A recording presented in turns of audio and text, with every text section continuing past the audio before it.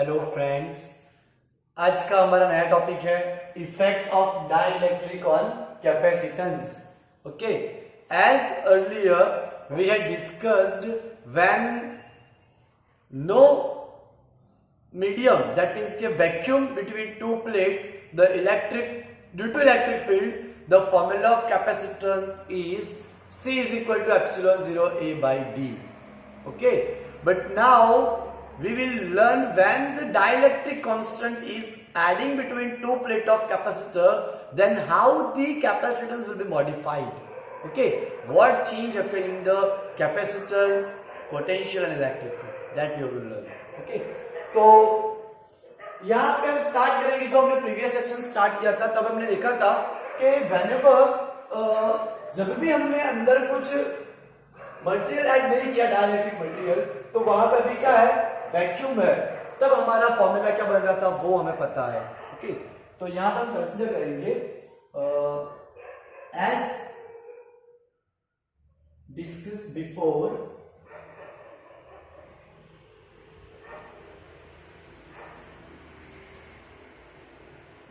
each parallel plate capacitor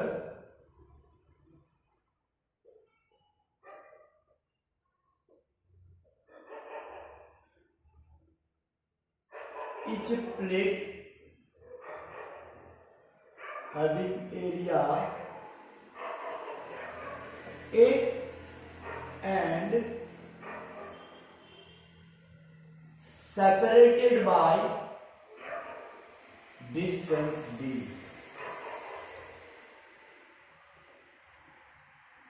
Charge on both plate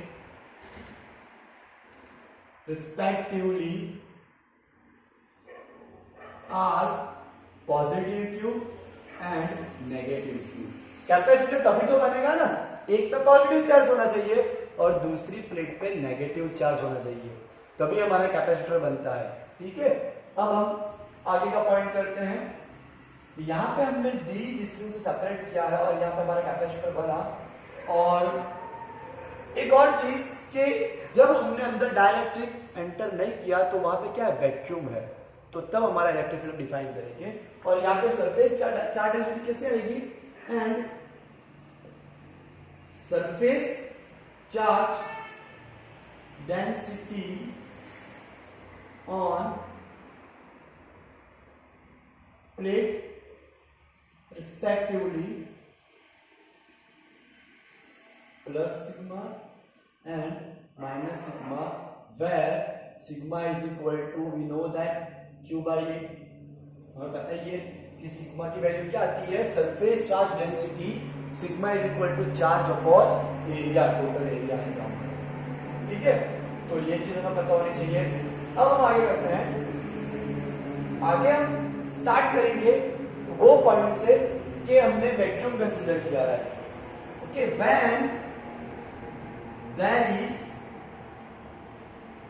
vacuum between plate, then electric field is given by, तभी हमारा electric field E0 हम कितना ले लेंगे, electric field E0 हम लेंगे sigma upon epsilon 0. But obviously ये हमारा बेसिक इलेक्ट्रिक फील्ड है. ओके, तो यहां पे हमने E0 सिग्मा अपॉन एप्सिलॉन 0 लिया है. तो हम आगे करते हैं. एक मिनट, हमारा इलेक्ट्रिक फील्ड हो गया. ओके, अब and potential difference, potential difference जो होगा हमारा वो कितना आएगा, V0 is equal to E0, V0 by d आता है, हमने डी को ऊपर ले लिया. V0 is equal to E0 d and capacitance in this case, capacitance कितना आएगा इस केस में, C0 is equal to epsilon 0 A by D. इतना आएगा, इसको हम इक्वेशन नंबर 1 बोल सकते हैं. और एक चीज हमारे लिए यहाँ पे इंपॉर्टेंट,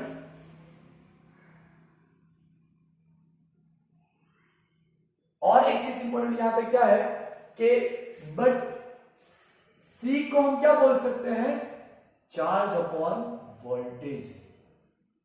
तो ये फॉर्मूला भी हम इसको लिख सकते हैं initial. Okay, this capacitance is when there is vacuum between two plate, दो प्लेट के बीच में जब वैक्यूम रहेगा तब का ये फॉर्मूला है C0 is equal to Q by V0, और इसको हमने इक्वेशन नंबर 1 बना लिया है। ओके, अब हम स्टार्ट करते हैं आगे का पॉइंट। तो अब हम क्या करेंगे, डाइलेक्ट्रिक प्लेट एंटर कर रहे हैं दो कैपेसिटर के बीच में। तो when dielectric material is inserting between two plates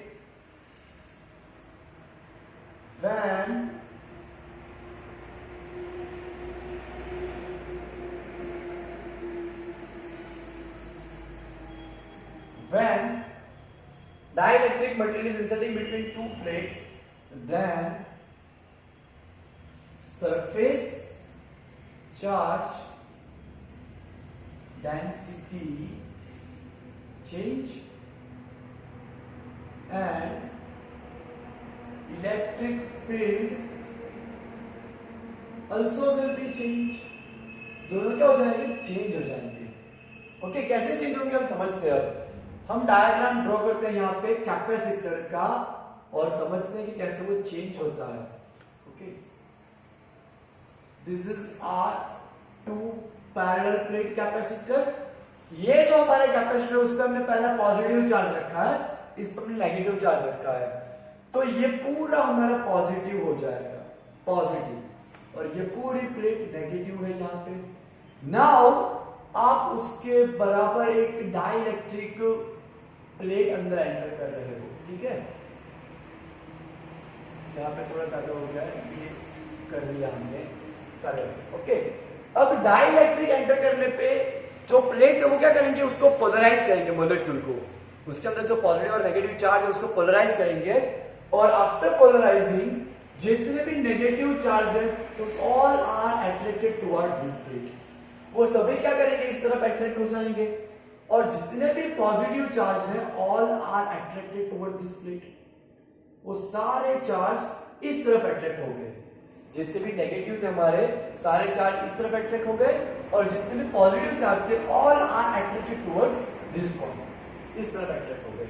अब आप देखिए कि ये जो हमारा पैरेलल प्लेट कैपेसिटर बना डाइलेक्ट्रिक एंटर करने के बाद सिर्फ इतने ही चार्ज नहीं होंगे, बाकी भी चार्ज नहीं होंगे, ऐसे ऐसे ऐसे ऐसे लाइक दिस।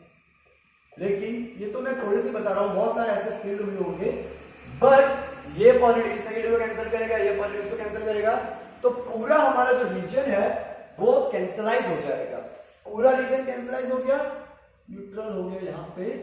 लेकिन only those charge remaining which are at boundary, ये जो बाउंड्री वाले चार्ज है वो ही सिर्फ बचेंगे। ओके, यहाँ के चार्ज और यहाँ के चार्ज वही सिर्फ वहां पे वहीं पे है।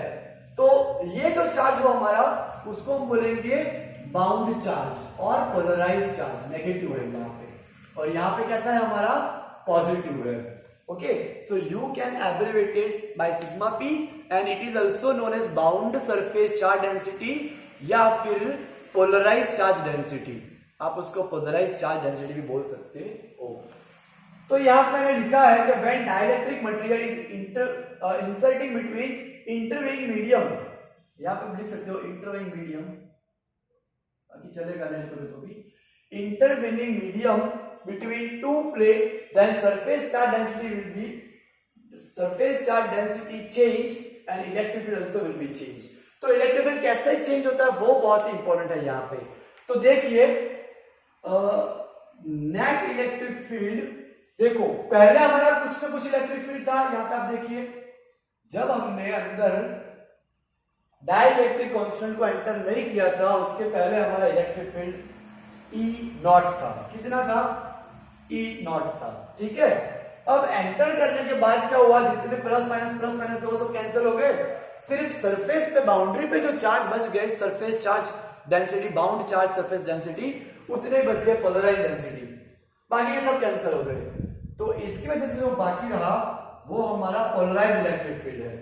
अभी जो इस तरफ में जो इलेक्ट्रिक फील्ड बचा है that is polarize electric field. अब आप देखिएगा अब क्या होगा कि पहले इलेक्ट्रिक फील्ड कितना था ई नॉट, लेकिन डाइलेक्ट्रिक एंटर करने के बाद ये हमारा डाइलेक्ट्रिक मटेरियल है, तो डाइलेक्ट्रिक मटेरियल एंटर करने के बाद ई नेट की हमारी वैल्यू आ गई ई नॉट बाई के, ई नॉट बाई के आ गई, ठीक है। अब देखिए E not minus E P, ये हो गया रिजल्टेंट हमारा electric field. But as we know E zero की वैल्यू हमारी कितनी है, सिग्मा अपन एप्सिलॉन नॉट, तो यहां पे अगर हम रख देंगे sigma upon epsilon naught k is equal to E naught की वैल्यू हमारी है sigma upon epsilon naught, sigma upon epsilon naught, और ईपी जो है हमारा वो ईपी की वैल्यू कितनी आएगी, ईपी की वैल्यू आएगी हमारी sigma P upon epsilon not.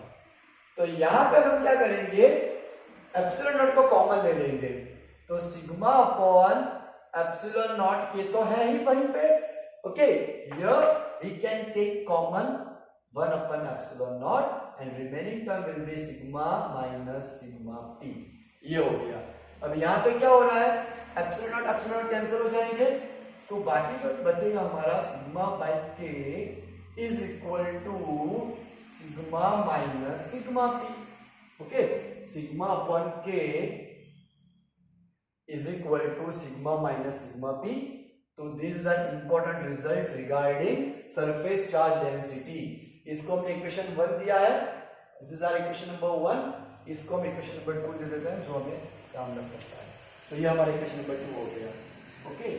तो यहां पे हमने डिफाइन किया कि जो बची हुई सरफेस चार्ज डेंसिटी है, पहले जो सरफेस चार्ज डेंसिटी थी सिग्मा, उसमें से जो कैंसिल हो गई उसको हमने निकाल दिया सब्ट्रैक्ट, बाकी कौन सी बची, सिग्मा पी। तो पहले जो थी और अभी जो बची है सिग्मा माइनस सिग्मा पी, वो किसके बराबर आएगी, सिग्मा बाई के। तो पहले जो थी उसका डिवाइड बाई के हो गया, यानी कि सरफेस चार्ज डेंसिटी कम हो जाएगी, कब, डाइलेक्ट्रिक एंटर करने पे, and that is directly proportional to sigma minus sigma P, okay, that is directly proportional to sigma minus sigma P. तो remaining surface charge density is directly proportional to sigma minus sigma p, इसके directly proportional आएगी। अब हम वापस electric field का formula लिखते हैं after the inserting dielectric, okay. तो after inserting dielectric material, after inserting dielectric material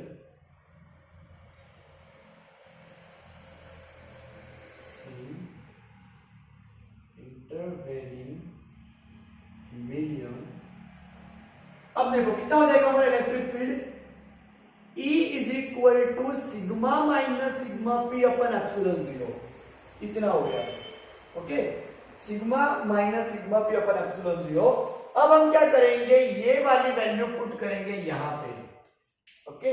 so from equation number 2, from equation 2 now we can write electric field E is equal to sigma minus sigma p, उसकी जगह पे अब हम लिख रहे हैं sigma by के, और एप्सिलॉन जीरो तो पहले से ही है, ठीक है। But as we know sigma is equal to charge by area, तो now if we substitute value of sigma then it will be Q upon A K epsilon zero, ये हमारा इलेक्ट्रिक फील्ड हो गया। Electric field is equal to Q upon A K epsilon zero, ठीक है। इसको हम दे देंगे इक्वेशन नंबर 3। अब हम क्या करेंगे, दोनों के बीच में पोटेंशियल क्रिएट हो रहा है डिस्टेंस की वजह से, this is our distance d, दोनों के बीच की दूरी जो है प्लेट की वो d है, उसके वजह से हमारा पोटेंशियल क्रिएट हो रहा है। तो here potential difference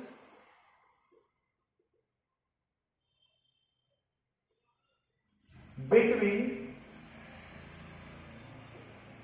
to plates after inserting dielectric constant, dielectric material लिख देते हैं। अब देखिएगा क्या होगा, B is equal to E into D.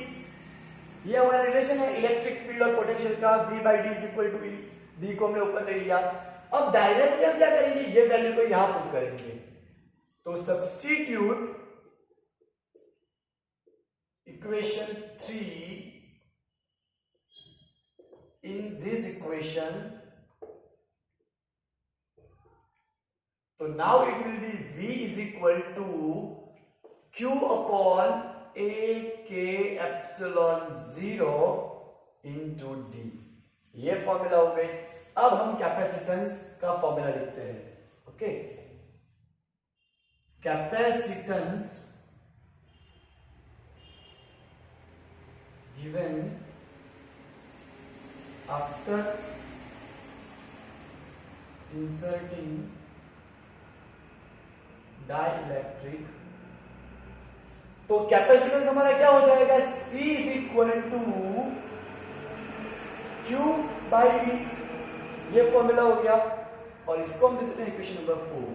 अब 4 की वैल्यू सब्स्टिट्यूट करेंगे। Substitute equation 4 in this equation। Equation 4 की वैल्यू यहां पे सब्स्टिट्यूट कर रहे हैं, तो क्या हो जाएगा, C इज इक्वल टू,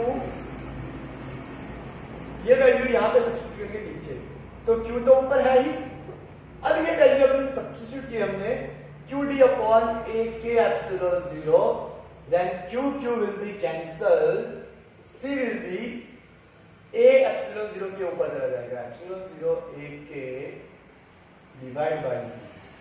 ठीक है, और ये जो है एप्सिलॉन 0 A बाई डी, वो पूरा हमारा आ जाएगा एप्सिलॉन C0। सो C is equal to C0 K। ये कहां से आया, तो ये देखिए equation number 1, epsilon 0 A by d is equal to C0। सो epsilon 0 A by d is equal to C0 हमारा हो जाएगा। तो ये हमारा हो गया बहुत ही important formula. After entering, capacitor में क्या चेंज आता है डाइलेक्ट्रिक एंटर करने के बाद, तो इलेक्ट्रिक, ये जो हमने डाइलेक्ट्रिक एंटर किया उसके बाद capacitor will be increase by k time, capacitance of capacitor will be increase by k times, यानी कैपेसिटर की वैल्यू बढ़ गई। बढ़ क्यों जाएगी, because we know that for vacuum dielectric constant k is equal to 1। तो यहां पे तो हमने मीडियम लिया है, तो it always having a value of k greater than 1। अगर k से बड़ी वैल्यू होगी तो बट ऑब्वियसली वैल्यू हमारी इंक्रीज ही होगी। ओके, तो when dielectric medium is inserting in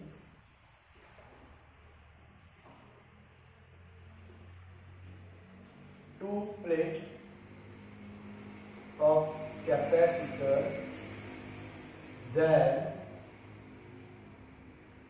capacitance become k time। kth time जितना वो क्या होगा, बढ़ जाएगा। सपोज करते हैं कि कैपेसिटर की पहली वैल्यू 5 माइक्रोफैरेड थी, ओके, और k हमने ऐसा लिया कि उसकी वैल्यू 3 आ रही है, तो नया जो कैपेसिटर आएगा वो कितना आएगा, 15 हो जाएगा, यानी 3 गुना बढ़ जाएगा। Okay, so it depends on the value of k। k की वैल्यू जितनी आएगी उतना टाइम वो इंक्रीज हो जाएगा, उतना वो बढ़ जाएगा। Okay, so that will be 15 microfarad, वो उतनी वैल्यू उसकी एनहांस कर लेगा, बढ़ जाएगी। तो इसका मतलब ये हुआ कि दो प्लेट के बीच में अगर आप डाइलेक्ट्रिक मटेरियल एंटर कर रहे हो तो वो ऑलवेज कैपेसिटर की वैल्यू को एनहांस करेगा, बढ़ाएगा, इंक्रीज करेगा। तो ये बहुत ही इंपॉर्टेंट है। देखो इलेक्ट्रिक फील्ड अगर होता है तो वो E0 बाई k हो जाता है, ये हमें कैसे पता चला? तो पहले चैप्टर में हमने सीखा कि फोर्स रिड्यूस बाय के होता है, फोर्स का फॉर्मूला रहता है F is equal to QE, इसको E0 ले लेते हैं, QE बाय K, Q हमारा कैंसिल हो रहा है, तो यहां पे हमारा रहेगा E0 is equal to E by K। तो electric field divide by K हुआ, पोटेंशियल भी डिवाइड बाय K होगा। सॉरी, नया जो आएगा समझ जाओगे, जो हमारा नया आ रहा है वो कितना होगा, इनिशियल के E0 बाय K हो जाएगा। ई डैश ले लेते हैं, ई डैश, आपको कंफ्यूजन नहीं हो, इसलिए नया पोटेंशियल कितना हो गया, डिक्रीज हो गया, V बाय K हो गया। सिर्फ कैपेसिटेंस ही है जो इंक्रीज होगा, बाकी यहाँ पे हर चीज डिक्रीज करेगी। ओके, यहाँ पे हम एक और डेफिनेशन लिखनी है डाइलेक्ट्रिक कांस्टेंट की, वो भी लिख लेते हैं। ओके, एक चीज यहाँ पे dielectric constant for vacuum is K is equal to 1 and for any material it always be K greater than 1। एक और चीज इस फॉर्मूला से देखिए, ये जो एप्सिलॉन 0 K है, एप्सिलॉन 0 K है, एक और ले रहा हूं, एप्सिलॉन 0 K, उसको बोलते हैं medium permittivity. Okay, here epsilon 0 K is defined as medium permittivity, उसको मीडियम परमिटिविटी बोलते हैं और उसको एप्सिलॉन से डिफाइन करते हैं, एप्सिलॉन से। सो उसका मीनिंग ये हुआ कि epsilon is equal to epsilon 0 K, और अगर हम K को सबसे बना रहे हैं तो it will be K is equal to epsilon अपन एप्सिलॉन 0। तो ये डेफिनेशन भी आप बोल सकते हो, the ratio of medium permittivity to vacuum permittivity is called dielectric constant, उसको dielectric constant भी बोलते हैं। ओके, तो सबसे इंपॉर्टेंट चीज कि दो प्लेट के बीच में हमने डाइलेक्ट्रिक मटेरियल एंटर किया, तो इलेक्ट्रिक फील्ड की वजह से जो कैपेसिटेंस था वो कैपेसिटेंस क्या हुआ, एनहांस हुआ, उसकी वैल्यू बढ़ी। This formula is derived for parallel plate capacitor, but this formula can be applicable for any shape of capacitor, spherical capacitor हो गया या फिर सिलिंड्रिकल कैपेसिटर हुआ, सबके लिए फॉर्मूला इक्वली एप्लीकेबल होगा। आई होप कि आपको समझ में आया होगा, और नहीं समझ में आया तो एक बार अच्छे से वापस देखिए और एनसीईआरटी की बुक पढ़िए, आपको समझ में आएगा। Thank you.